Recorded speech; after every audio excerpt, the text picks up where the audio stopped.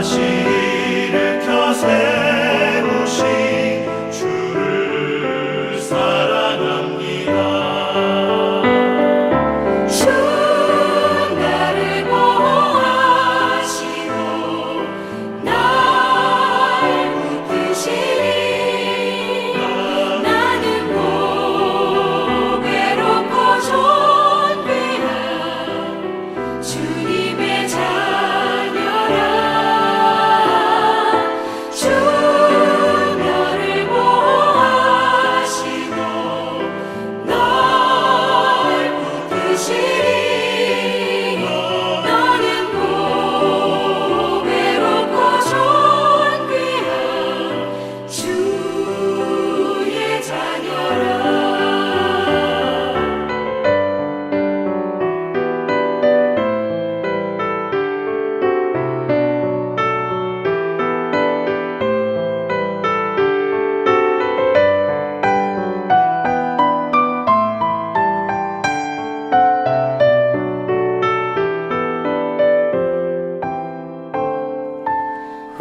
지나간 일들을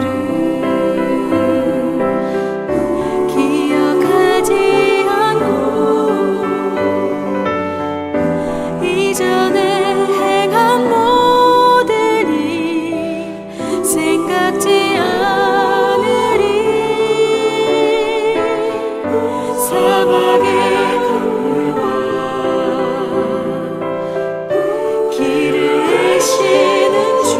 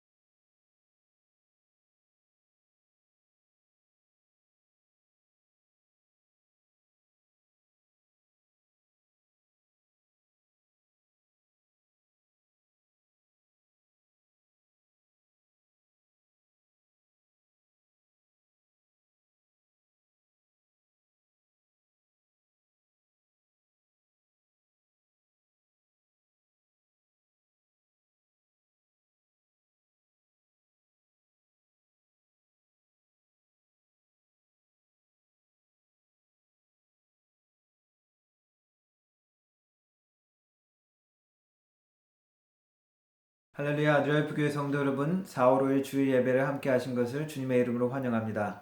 오늘 말씀은 메시아에 대한 비밀 네 번째, 아버지의 품속의 독생자, 하나님의 아들 예수, 요한복음 1장의 말씀입니다. 정의란 무엇인가라는 제목의 책과 강연이 유명했었습니다. 마이클 샌들이라는 하버드 대학교 교수님의 책과 강연인데 그 이야기에 보면 이러한 예시가 나옵니다. 기차가 달리고 있는데 그 기차가 고장이 나서 기차 철도에서 일하고 있는 5명의 인부를 칠 것 같은 그런 상황입니다. 그때 기차의 방향을 바꾸면 다른 철로에 놓인 다른 한 명을 희생하면서 이 5명의 인부를 살릴 수 있다. 그때 어떠한 선택을 할 것인가 라는 질문이 있습니다. 또 한 가지 예시의 질문은 4명의 선원이 조난을 당하여 조그만 배에 생존하고 있었는데 배고픔을 견디지 못해서 8일째 되던 날 바닷물을 마셔서 아픈 소년을 살해하고 다른 모든 사람들이 19일 동안 그 시체를 먹으면서 생존한 이야기가 있습니다. 그 생존하여 살아남은 그 사람들을 과연 어떻게 재판할 것인가 하는 또한 도덕적인 딜레마의 질문이 있습니다. 한 사람을 희생해서 많은 사람을 살린다. 어떻게 보면 그것이 옳다라고 우리가 쉽게 공리주의적인 시각에서 대답할 수 있을지 모릅니다. 그러나 한 생명이 얼마나 귀한 것인지, 얼마나 소중한 것인지 우리가 생각해 볼 때 우리는 쉽게 대답할 수 없을 것입니다. 특별히 그 생명이, 그 한 사람이 나의 가족이나 내가 아끼고 귀하게 여기는 한 사람이라면 더욱더 그럴 것입니다. 우리의 생명은 이 세상의 모든 것과 바꿀 수 없을 정도로 귀한 것이라고 할 수 있습니다. 한 사람의 개인의 모든 희망과 기쁨, 모든 기대, 모든 즐거움이 생명을 잃는 순간 모든 것이 무의미하게 변하기 때문입니다. 성경은 그 생명에 대해서 이야기하고 있습니다. 그리고 영원한 생명에 대해서 가르쳐주고 있습니다. 요한복음에서는 이 영원한 생명이 예수님을 통해서 우리에게 전달되었다고 가르쳐주고 있습니다. 성경은 눈에 보이는 이 세상뿐만 아니라 영적인 세계와 그리고 육신의 죽음 너머에 있는 영혼의 세계를 우리에게 분명히 가르쳐주고 있습니다. 때로는 하지만 우리가 이 영혼과 그리고 더 중요한 영적인 세계를 우리가 잊어버릴 때가 많이 있습니다. 얼마 전에 광고용 음식을 만드는 영상을 보았습니다. 그 영상을 보니까 진짜 입에 침이 고이고 배가 고프게 만드는 그러한 먹음직스러운 그런 음식들의 모양들이 많이 나왔는데 그런데 그 음식들이 사실은 먹을 수 없는 플라스틱이나 풀이나 스펀지, 고무, 종이로 만들어진 가짜 음식이라는 것입니다. 그런데 그 가짜 음식이 오히려 진짜 음식보다 더 맛있게 보이는 것이었습니다. 현재 우리 눈에 보이는 것들 때문에 현재 우리가 처한 현실 때문에 더 귀한 것, 더 중요한 영적인 육신 너머의 모든 세계를 우리가 잊어버릴 때가 있습니다. 하나님께서 존재하신다면 영적인 세상과 죽음 이후의 세상은 존재할 수밖에 없습니다. 왜냐하면 모든 악과 모든 이 땅의 불의함에 대한 심판과 보상을 하나님은 반드시 하시는 분이시기 때문입니다. 성경은 하나님께서 우리에게 영원한 생명을 약속하셨고 예수님을 통해서 그것을 우리에게 허락하셨다고 이야기하고 있습니다. 그 예수님은 하나님의 아들로 메시아로 우리에게 오셨다고 가르쳐주고 있습니다. 요한복음 20장 31절에는 요한복음의 목적과 주제를 이렇게 설명하고 있습니다. 이것을 기록함은 너희로 예수께서 하나님의 아들 그리스도이심을 믿게 하려 하며 또 너희로 믿고 그 이름을 힘입어 생명을 얻게 함이라 라고 가르쳐주고 있습니다. 그런데 하나님께서 약속하신 이 영원한 생명은 하나님과의 관계를 통해서만 얻을 수 있습니다. 왜냐하면 하나님께서 생명의 근원이시기 때문입니다. 예수님은 하나님에 대해서 그리고 자기에 대해서 이야기를 하면서 자신을 하나님의 아들로 소개합니다. 하나님의 아들로 강조합니다. 아들됨에 어떤 의미를 우리는 생각할 수 있겠습니까?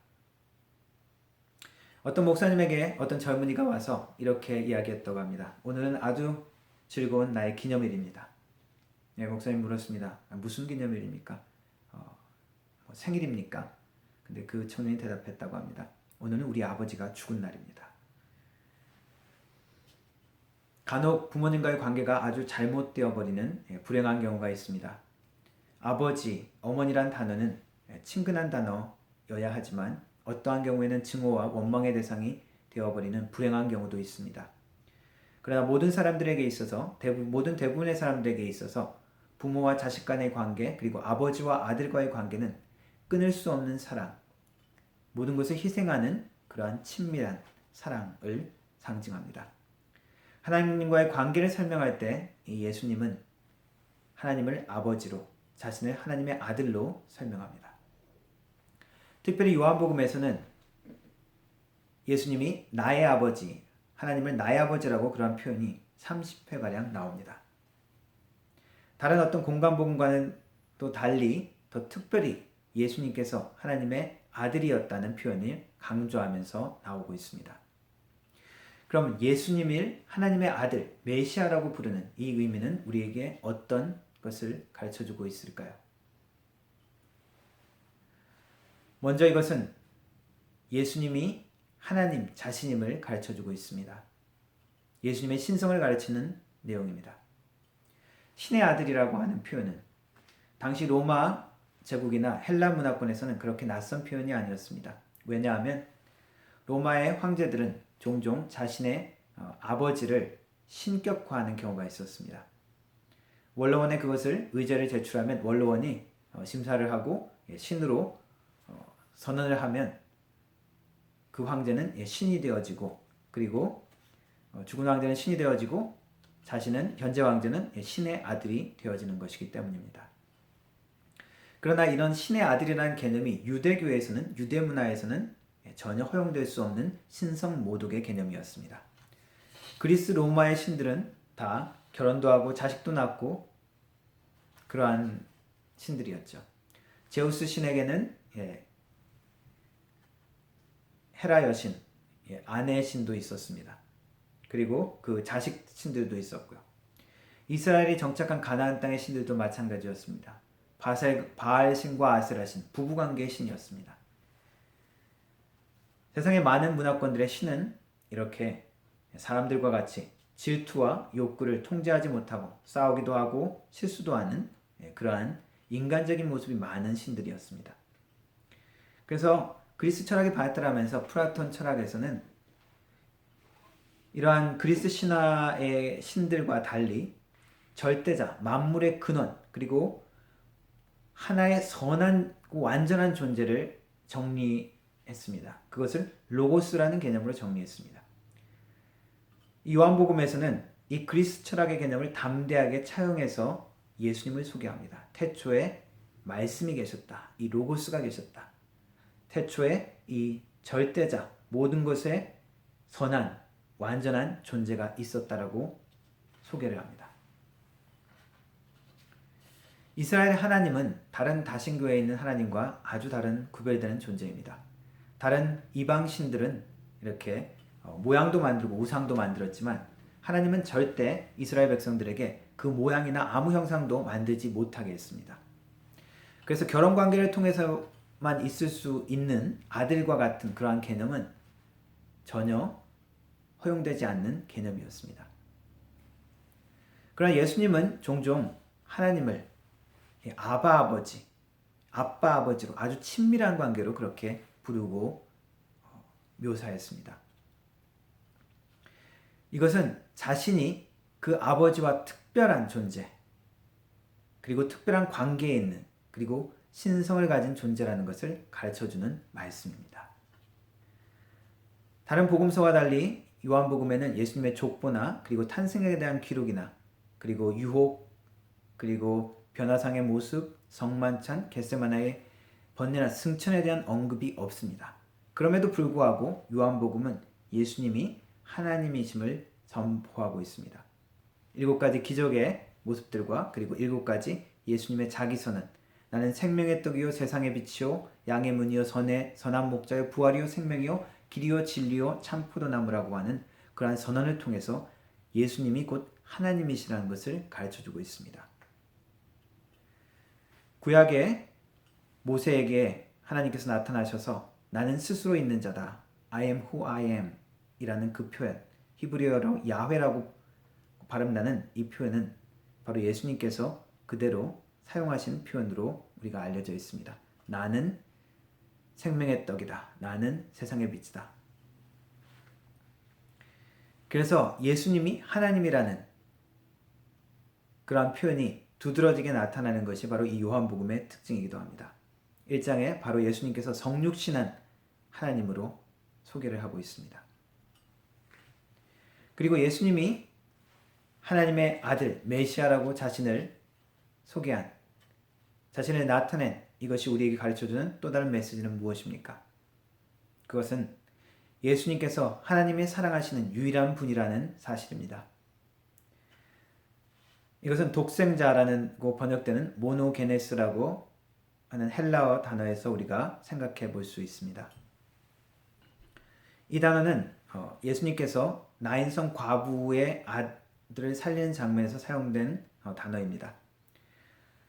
아들의 시체를 메고 나가는 그러한 장면에서 그 아들에 대한 묘사를 이는 한 어머니의 독자요 그의 어머니는 과부라라고 하는 표현에서 독자라는 표현이 바로 이 모노게네스라는 표현입니다. 그리고 변화산상을 내려왔을 때 귀신 들려서 고쳐지지 못한 아들을 예수님께 데리고 와서 고쳐달라고 하는 장면에서 나옵니다. 선생님, 청컨대 내 아들을 돌보아 주옵소서. 이는 내 외아들입니다. 하나밖에 없는 유일한 아들입니다. 라고 이야기한 것입니다. 하나님과 예수님의 관계는 분명히 생물학적인 관계는 아닙니다. 그러나 이 단어가 의미하는 것은 유일한, 다른 모든 것으로도 바꿀 수 없는 오직 하나인 그러한 존재, 독생자라고 번역된 이런 말씀입니다. 하나님과의 우리의 관계, 또 우리가 자녀라고 할 수 있지만 하나님과 예수님과의 관계는 더욱더 특별한 관계였습니다. 예수님, 메시아로 오신 예수님은 단순한 정치적인 왕이 아니라 하나님의 기름 부음 받은 자로서 오늘 요한복음에서는 하나님의 가슴 속에 있는 유일한 한 분, 하나님의 품 속에 있는 독생자라고 표현하고 있습니다. 그것은 그가 하나님과 함께 또 다른 완전함을 가진 또 다른 하나님이며 하나님과 완전히 연결된, 사랑으로 연결된 유일한 한 분이라는 것입니다. 아버지의 유일한 독생자라는 표현은 친밀함과 모든 것을 주면서도, 모든 것을 희생하면서도 바꿀 수 없을 정도로 사랑하는 그런 관계라는 것입니다. 그리고 세상에 다른 것으로도 바꿀 수 없는 아끼면서 사랑하는 귀한 존재라는 것입니다. 깊은 아버지의 품속에서 사랑받고 있는 유일한 존재, 그분이 예수님입니다. 이것은 우리에게 보내주신 메시아가 얼마나 귀한 분인지, 얼마나 하나님이 사랑하시는 분이신지, 그리고 우리에게 주어진 은혜가 얼마나 귀한 것인지 우리에게 가르쳐 주시는 말씀입니다. 요한복음 3장 16절은 이렇게 가르치고 있죠. 하나님이 세상을 사랑하사 독생자를 주셨다고. 하나님이 우리를 사랑하셔서 누구를 주셨다고 이야기합니까? 독생자. 어떤 것입니까? 하나님의 유일한, 하나님의 마음을 이해하고 존경하고 사랑하고 그게 끝까지 충성되며 연결된, 그리고 그 하나님 품속에 계시도록 하나님이 사랑하고 아끼시는 독생자를 우리에게 주셨다는 것입니다. 우리에게 주신 은혜가 얼마나 큰 것입니까? 우리에게 보내주신 메시아가 얼마나 귀한 분이십니까? 우리에게 허락하신 생명이 얼마나 귀한 것인지 그것을 우리에게 알기를 원하십니다. 또한 하나님의 아들 메시아를 통하여 우리에게 가르쳐주고 있는 것은 무엇입니까? 그것은 인간 예수님의 모습을 통하여 하나님의 영광을 보기를 원하시는 것입니다. 예수님을 본 자는 곧 하나님을 본 자라고 이야기하고 있습니다. 그러면서 예수님을 통하여 하나님의 영광이 나타났다. 하나님의 본체, 하나님의 영광의 본체라고 설명하고 있습니다. 요한복음에 나타난 하나님의 영광은 그렇다면 어떤 것이라고 우리가 알 수 있습니까? 요한복음은 예수님이 하나님의 아들인 것을 분명히 가르쳐주고 있지만 다른 복음서하고는 달리 변화산상에 빛나는 그런 눈부신 그런 장면 가운데 나타난 예수님의 모습은 빠져 있습니다. 또한 예수님이 십자가에 달리실 때 일어났던 초자연적인 현상, 대낮에 어둠이 깔리고 휘장이 찢어지는 그러한 신적인 그러한 기적도 빠져 있습니다. 예수님의 십자가의 고난과 그 죽음을 담담히 초라하고 모욕받는 그 모습을 그렇게 묘사하고 있습니다. 그렇다면 예수님을 통하여 볼 수 있는 하나님의 영광은 무엇입니까? 구약에서는 하나님이 자기 백성을 나타나실 때 드러나는 그 모습을 하나님의 영광이라고 하고 있습니다. 광야에서 구름 가운데 가려진 광채로 나타나는 모습, 그리고 모세에게 이 얼굴에서 얼핏 보여진 그런 빛나는 얼굴로 빛나는 광채, 그것을 통하여 하나님의 영광의 한 모습을 보여주고 있습니다. 그러나 요한복음에서는 더욱더 충격적인 모습으로 하나님의 영광을 보여주십니다. 바로 눈으로 볼 수 있는 인간 예수, 메시아의 모습입니다. 어떠한 화려함과 광채가 있는 것은 아니지만 초라한 인간의 제한의 모습 가운데, 그리고 십자가의 고통과 고난의 모습 가운데 나타난 하나님의 영광의 모습을 우리가 보기를 원하시는 것입니다. 고난 가운데 어떻게 하나님의 영광이 드러날 수 있습니까? 어떻게 하나님의 모습을 우리가 볼 수 있습니까? 나치의 사형수 감옥에서 신학자 본 회포는 이렇게 이야기했다고 합니다. 오직 고난받는 하나님만이 우리를 도와주실 수 있다. 요한복음이 쓰여진 당시에 요한복음을 받은 요한복음의 공동체는 유대인으로 알려져 있습니다. 핍박으로 삶의 근원을 잃은 많은 자들이 있었을 것으로 알려져 있습니다. 유대 공동체에서 핍박을 받아 출교당하는, 그래서 그들에게 죽음의 위협이 있는 그러한 상황이었습니다. 로마 제국의 인정을 받는 원래 유대인 이스라엘은 황제를 섬기거나 황제에게 예배하지 않아도 되었습니다. 왜냐하면 그들은 유대교의 그 보호막에 있었기 때문에. 그러나 유대 공동체에서 출교당하는 순간, 엑스커뮤니케이트 당하는 순간 그들은 황제를 섬기고 예배하지 않으면 핍박을 당하고 죽음을 당하는 상황에 놓여 있게 되어집니다. 같은 하나님을 섬기는 유대인들이었지만 예수님을 믿는 자들을 출교시킴으로써 로마 당국에 죽게 자기 같은 민족이지만 이방인들에게 내어줌으로써 그들은 더 이상 유대인으로 살 수가 없었습니다. 핍박과 고난과 죽음에 직면한 그들에게 나타난 하나님의 영광은 무엇이었을까요? 그것은 예수님께서 하신 말씀 가운데서 우리가 찾아볼 수 있습니다. 예수님은 이렇게 말씀하셨습니다. 하나님과 나는 하나다. 내가 하나님 안에 있고 하나님이 내 안에 계시다. 하나님과 늘 함께 계시다는 말씀을 가르쳐 주셨습니다. 그렇다면 예수님의 십자가의 고통과 고난 가운데서도 하나님은 함께 고난당하셨다는 것입니다. 우리는 어디에서 하나님의 영광을 보고 어디에서 하나님의 모습을 찾고 있습니까? 때로는 우리의 고난의 현장 가운데, 우리의 고통의 현장 가운데 우리는 하나님을 보지 못하는 경우가 있습니다. 그러나 고통과 고난과 핍박의 현장 가운데서도 하나님이 우리와 함께 하신다는 것을 가르쳐 주신 것이 인간 예수로 오신 메시아의 모습이며 하나님의 아들로 오신 예수님의 가르침입니다. 성육신하여 하나님이 우리와 함께 하시다는 것을 보여주신 사건, 그리고 그것은 지금 우리의 삶의 현장 가운데서도 우리의 고난과 고통과 그리고 우리의 외로움의 현장 가운데서도 하나님이 여전히 우리와 함께 하신다는 것을 가르쳐 주시는 것입니다. 하나님의 아들로 오신 예수님, 그것을 통하여 예수님이 우리는 곧 하나님이셨고 예수님이 곧 하나님이 귀하게 아끼는 유일한 아들이었다는 것, 그리고 그 하나님이 우리와 함께 하신다는 것을 우리에게 가르쳐 주십니다. 우리의 모든 삶의 모든 상황과 환경 가운데서도 하나님이 우리와 함께 하신다는 것을 확신하며 믿으며 주님과 함께 동행하는 주님의 백성 되기를 주님의 이름으로 축원합니다. 기도하겠습니다. 하나님 감사합니다. 예수 그리스도 메시아로 우리에게 보내주심으로 하나님이 우리와 함께 하심을 가르쳐 주시고 하나님의 귀한 선물을 우리가 받은 것을 알게 하여 주시니 감사합니다. 하나님의 놀라운 은혜와 그 귀한 것을 우리가 늘 감사함으로 하나님께 나아가게 하여 주시고 그 하나님과 동행함으로 우리의 삶의 모든 것을 승리할 수 있는 주님의 백성 되게 하여 주옵소서. 하나님의 자녀 되게 하여 주옵소서. 예수님의 이름으로 기도합니다. 아멘. 주님과 함께 승리하는 우리 모든 성도 여러분 되시기를 주님의 이름으로 축원합니다.